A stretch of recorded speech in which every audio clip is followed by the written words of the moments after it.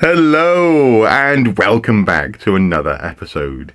It is less than a week until Christmas and it's a glorious sunny winter's morning, and I'm very much in the mood to share with you some Doctor Who nostalgia. You see, I've been very much enjoying recently the 60th anniversary specials, those 3 episodes released back to back over the course of 3 weekends, celebrating the 60 years of the longest running sci-fi show on television, that is Doctor Who. It's been a wonderful, I suppose you could say, return to form, with the return of David Tennant, of course, as the 14th Doctor, not his original 11th Doctor. The return of Donna Noble to a certain extent. I kind of liked that character, though it's nice to see a resolution now to where she ended up. The Dr. Donna thing I found a bit odd when I first saw it, but now it's been kind of neatly tied up a little bit. I quite like that. The music, Murray Gold's Doctor Who music is back with aplomb, and I suppose we have to credit as well Russell T Davies as the showrunner. There's something about the vibe, about the story, about the approach to the Doctor that he started back in 2004, I believe, with Christopher Eccleston, that works. It works really well, and that first couple of seasons that he was involved with had this approach to storytelling that encouraged a sort of almost Buffy the Vampire Slayer type episodic storytelling with overarching bad guys or plot lines that fed through, that later showrunners abandoned, particularly Stephen Moffat. I love Matt Smith's Doctor. That's why I have this screwdriver, which actually incidentally is also a set of screwdrivers. You can actually take little green, really cool green metal screwdriver bits out of there, put them in the bottom and use this as a screwdriver.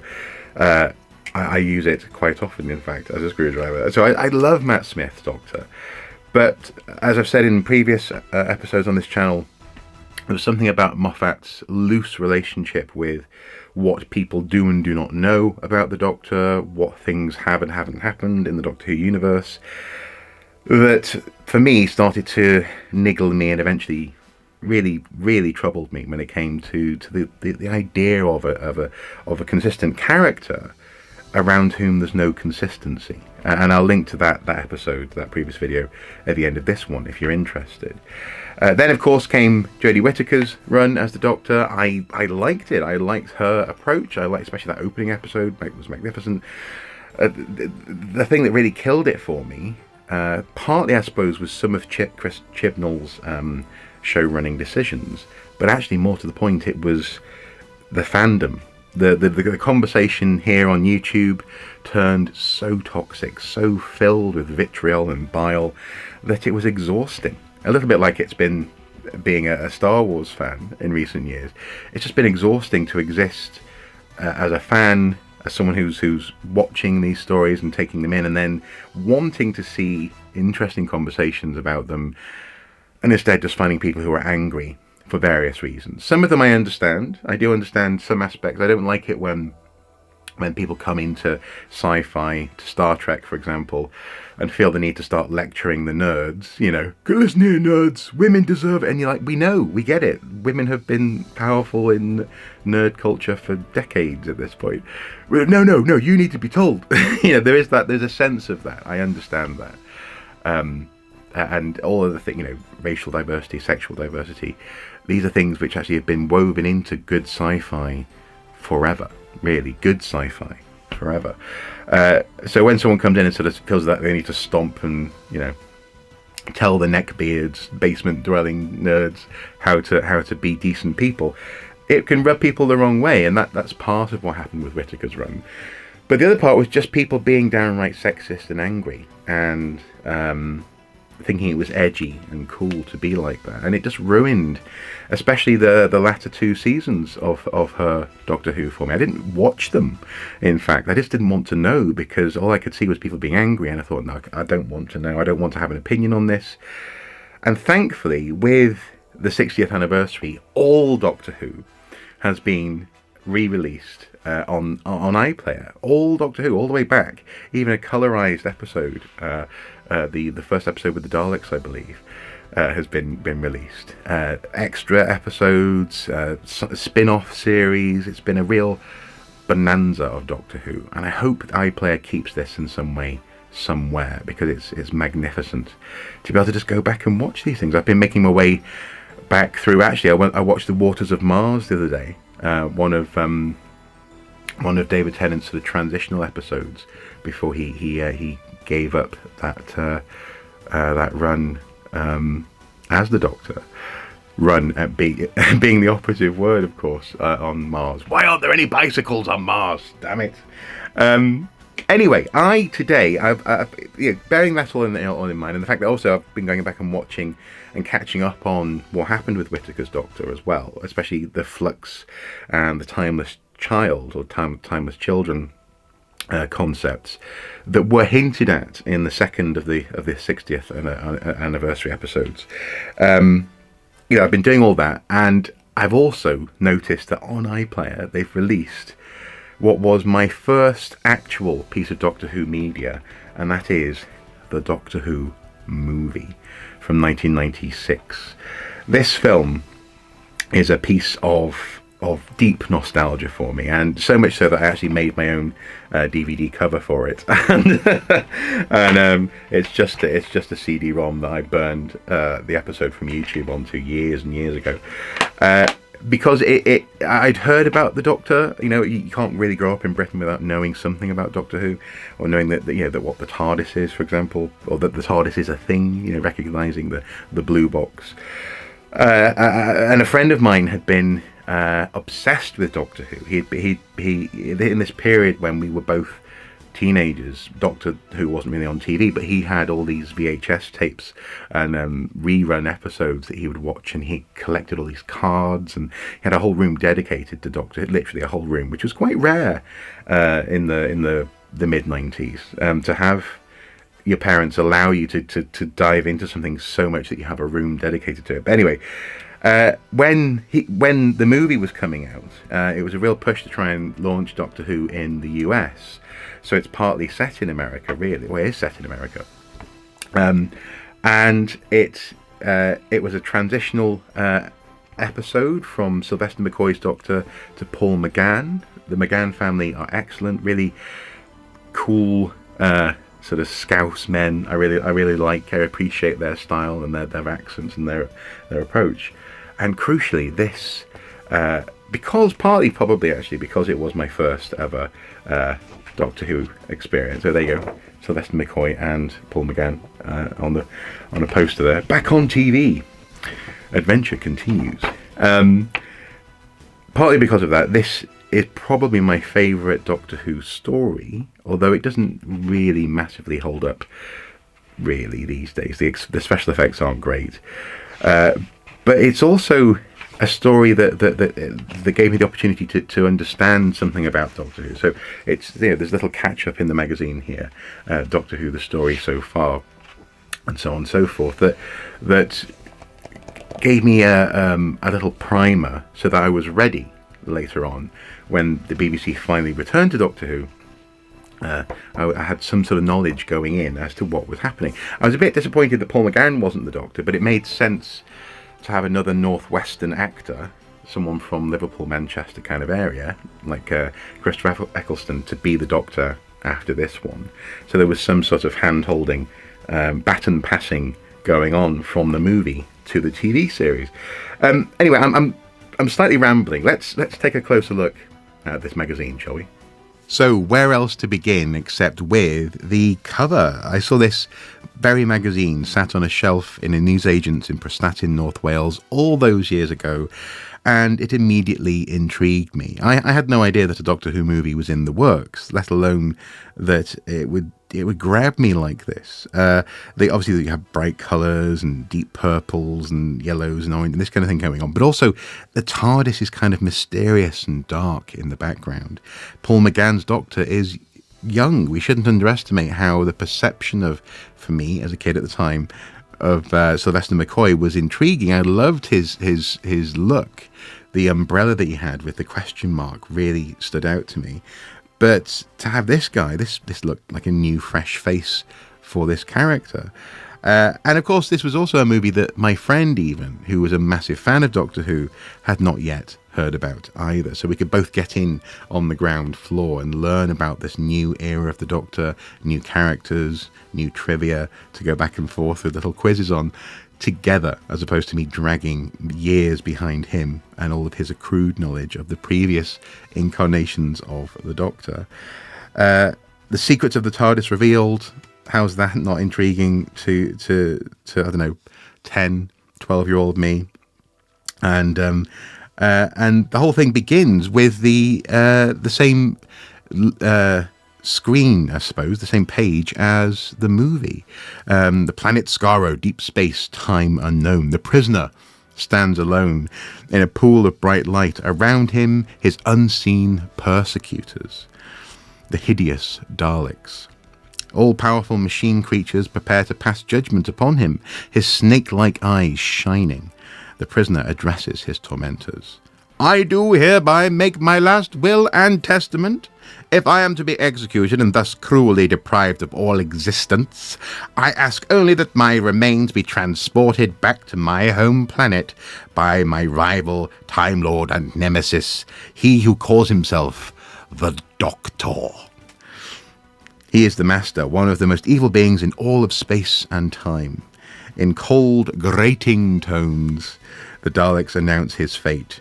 You who dare to challenge the power of the Daleks have been found guilty as charged. Exterminate! Exterminate!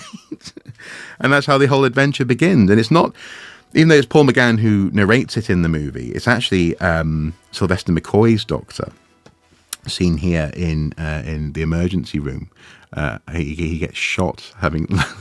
I think, is it LA? He lands in LA and gets immediately shot by gang violence, thus beginning his transformation into Paul McGann.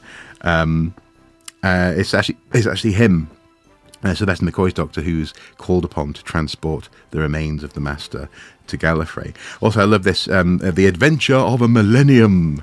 Yeah, they're really leaning into that. Quite, understandably, you've got to do it. It's a one-off opportunity. And it says here, a BBC video. Let's just see if we can get this on camera for you. A BBC video, BBC V5882 of Doctor Who is available from all major stockists. So this was very much the age of VHS and VHS releases, and clearly. They were hoping that you would be interested enough to go and seek it out. That said, they also had to do some work. They had to introduce a new generation, myself included, to the Doctor. The Doctor Who story so far. Battling the Daleks. This was a TV movie or a feature-length release on BBC TV in black and white, where the Daleks invaded London. I seem to recall posters of that in every nerd situation I've been in as a kid. All of my older family members were really into that event, the invasion of the Daleks. There was the coming of the second Doctor and the regeneration game, which of course is a reference to the Generation Game, a TV game show that is a very British pun to make, I think. The regeneration game, 6 Doctors, how quaint, and how they met their end. Number 1, 1963 to 66, William Hartnell. Number 2, Patrick Troughton, 66 to 69. John Pertwee, 1970 to 74. And also, crucially, note that Pertwee's costume actually is reminiscent of the fancy dress that Paul McGann finds himself in. So I love how they always have, presumably the actors themselves decide who they want to echo and pull out of previous Doctors. Tom Baker, 74 to 81, who definitely influenced Peter Capaldi's performance and his voice and the way he used his presence, I think. Peter Davidson, 81 to 84. Colin Baker, 84 to 87. So it was a good catch-up for people who wanted to know again, what had happened, how we'd got to Sylvester McCoy, crucially, as the Doctor.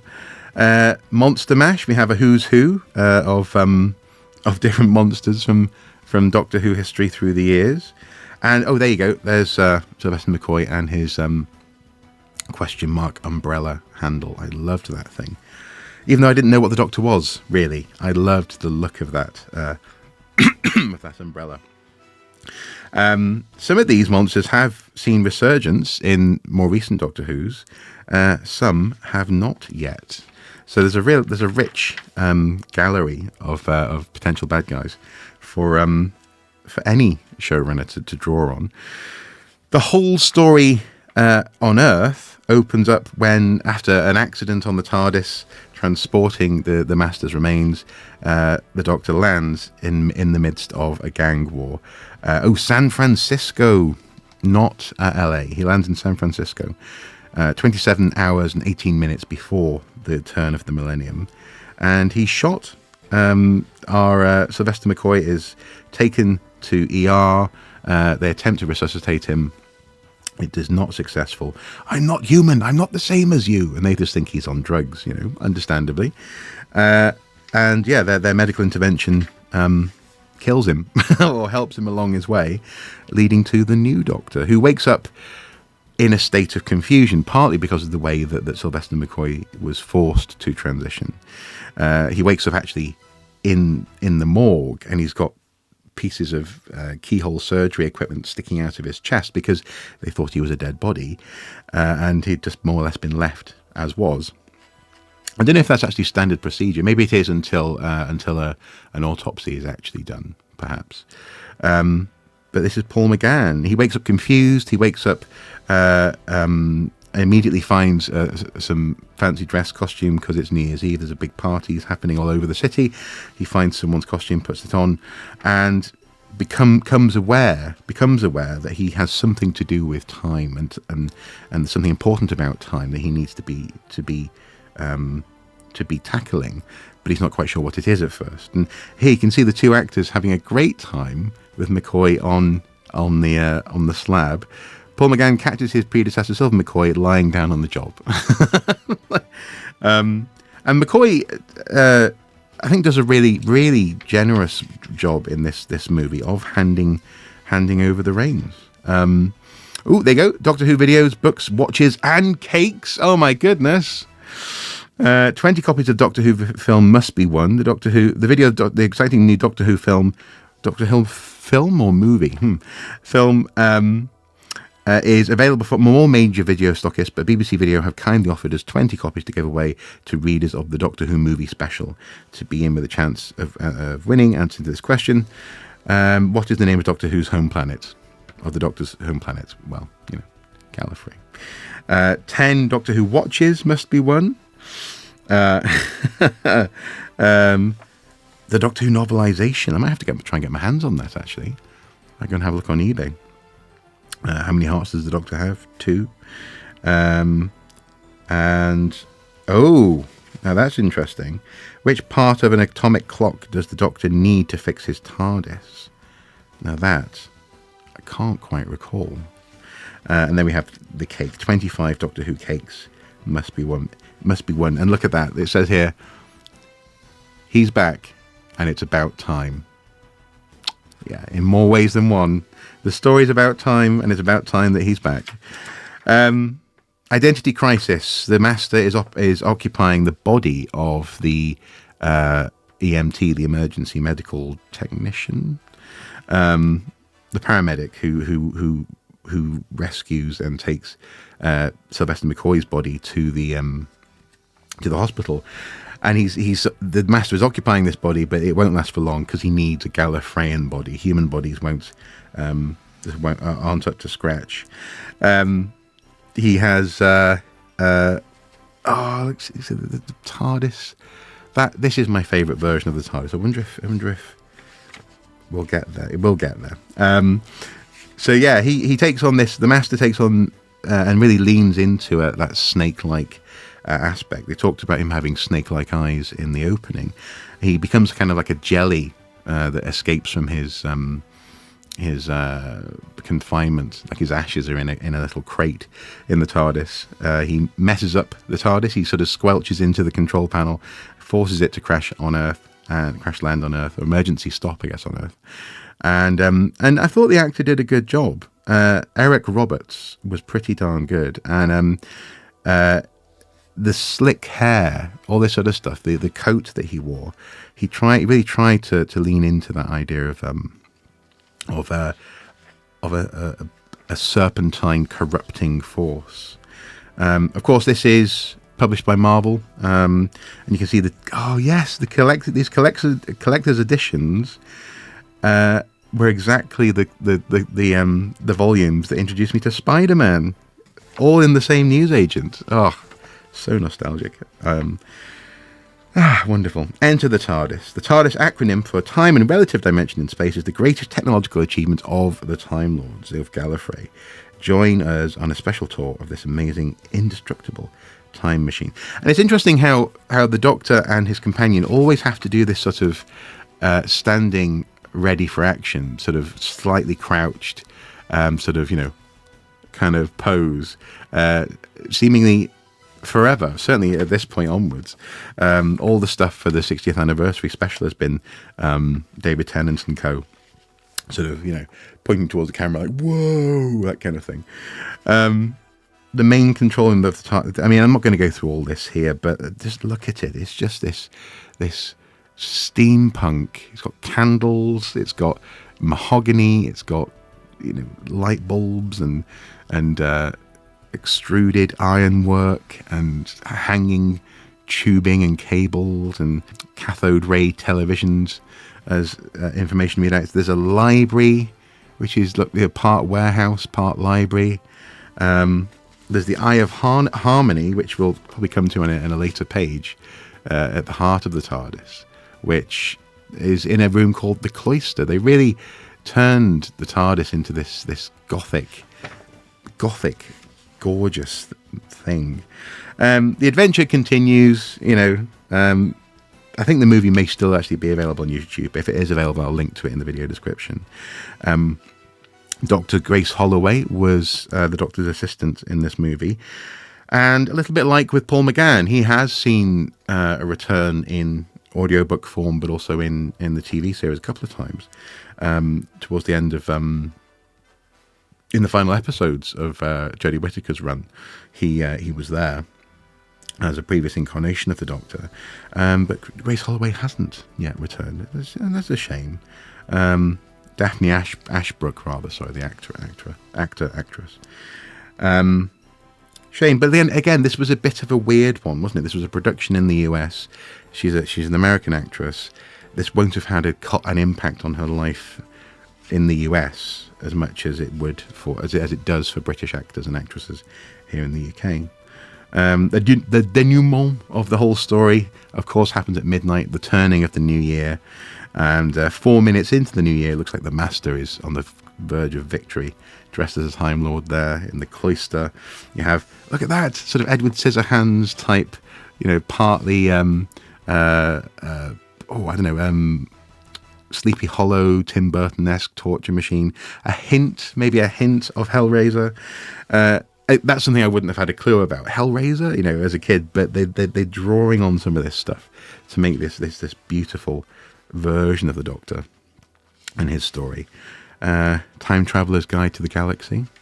There you go, those classic old school Time Lord headdresses, which those necks look so uncomfortable. It must be a real sort of scrape your neck to get it on type thing.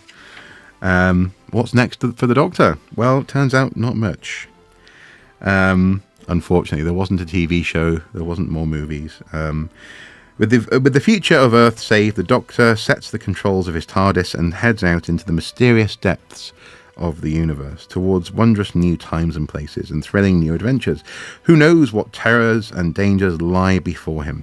Who knows what evil and injustice he will have to fight? Only one thing is certain, we can all look forward to sharing the journey with him. Except, as I say, that became quickly not certain, unfortunately. And here we have an advertisement for the Doctor Who magazine, still going strong today. At this point, published by Marvel Magazines. I'm not sure who publishes them today. It may well still be Marvel. And quite literally, Sylvester McCoy handing the keys of the TARDIS over to Paul McGann. It's just wonderful. That's also my favourite key for the TARDIS. So I think I'm deeply influenced by a combination of Sylvester McCoy, Paul McGann, and probably Matt Smith as the Doctor. That trio, for me, for some reason, makes me a very happy Doctor Who fan. And here we have a little image on the back, holding a candle, opening the TARDIS, sneaking his way in. I love this. I love this so much that years ago I downloaded the movie from YouTube and burned it onto a disc. And finally, earlier this year, made a DVD cover and box for it. Obviously, the cover is loosely based on aspects from this magazine, actually. So I lifted the logo from a scan of the magazine cover, Countdown to the End of the World. Some of this stuff is actually from the official DVD box case. The back certainly is mostly. Again, I replaced the logo there myself. And it just remains one of my favourites. It's camp, it's dark, it's self-serious, it's also silly. It's Doctor Who. And this whole celebration of Doctor Who that's been happening for the 60th anniversary, and the ability to rewatch this stuff on iPlayer has been such a treat.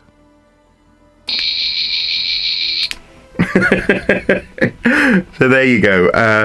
I love the Doctor Who movie. It was an interesting piece of media that came along at just the right time for me, and acted as a really great primer for Doctor Who, not only in the show but also, as I say, with this additional material for when the series would eventually return with Christopher Eccleston as the Doctor. It made sense, I suppose, in hindsight, to have McGann from Liverpool hand over to Eccleston from Manchester. They're both from the northwest of England, so-called. And so there was some sort of logic thread there that they could later go back and fill in the gaps, which they have done in subsequent years. McGann's done some excellent runs on audio plays as the Doctor. And it's a shame that it wasn't a more successful endeavour. This movie was a co-production between Universal Studios and BBC Worldwide, and could have led to a transatlantic resurgence of Doctor Who, a new TV series being released in the US and the UK simultaneously. That could have been superb. And I suppose that's exactly what's happening now, that Disney is involved with the production, and they're going big on the Doctor Who-niverse for transatlantic, indeed global releases of the new series with Ncuti Gatwa as the Doctor, which is I'm looking forward to that Christmas special so much. Goblins, man! How cool is that? So yeah, massively nostalgic for me, and the way that they handled this Doctor, I thought was excellent, right down to the fact that he's wearing essentially fancy dress that looks kind of timeless, and he's got a candle there for some reason. As I say, the biggest takeaway for me though is that TARDIS, that steampunk TARDIS. I've always wanted to see that TARDIS return, and it hasn't, unfortunately. We've had hints here and there of elements of this TARDIS, but it's never quite gone back there again, and it probably won't ever either go back there again, which is a shame. I suppose the only weakness for me for this story is the Millennium Clock thing. Countdown to the end of the world. It's completely arbitrary, isn't it, in that sense? Just because it's the year 2000, here on Earth, or it was the year 2000, the turning of 1999 to the year 2000 here on Earth, which incidentally actually isn't the turning of the millennium. The millennium actually turns on 2000 to 2001, supposedly, was entirely arbitrary, and they did a good job of trying to make it work, have an explanation built into the story with the clock itself, the MacGuffin, this I think it was a nuclear powered special clock. And of course, it was at this time that people were talking about the Y2K virus and what might happen when the millennium turned, the new dawn of a new age. So, it's a bit weak. Technically speaking, it's a bit weak in terms of the premise for a story, but actually, it was a singular opportunity for a story as well. How well? What more could you ask for a time traveling sci-fi show with an alien from Gallifrey, two hearts landing on Earth, and getting caught up in New Year's Eve chaos? Really, what more could you ask for than the turning of the calendar from 1999 to 2000? It's an excellent premise. It's all about time in that sense, and of course, the Time Lord had to be at the heart of it. So yeah, I don't mind, and in that sense, I more than don't mind. I love it. As I say, this is why I had to do my own custom DVD cover for it. I even sourced the orange box from a friend who was throwing out their DVD collection, and I went digging through this bin bag of empty DVD cases just to get the orange case, because I thought that worked for the color scheme for the Doctor Who movie special. Well, and in particular with the magazine as well. It's from Marvel, actually, Marvel Comics magazine. They had sort of this 90s bright orange and yellow kind of thing going on. Anyway, I'm rambling on now. I'm looking forward to the Christmas special. Hopefully you guys have enjoyed this, and let me know if you are feeling similarly, that maybe now you can actually return to Doctor Who, because maybe you found a way to deal with that distance between enjoyment and a persistent part of the fan base, I suppose, who are never going to be pleased with the fact that Doctor Who has to move with the times, and it reflects the world as it is today, not the world as they somehow imagine it might be, or might have been, in fact. But you see, but there you go. Once again, we're drawn into their problems and their political worldview rather than just enjoying Doctor Who. Until next time, guys, do take care. Of course, I'm going to end with this.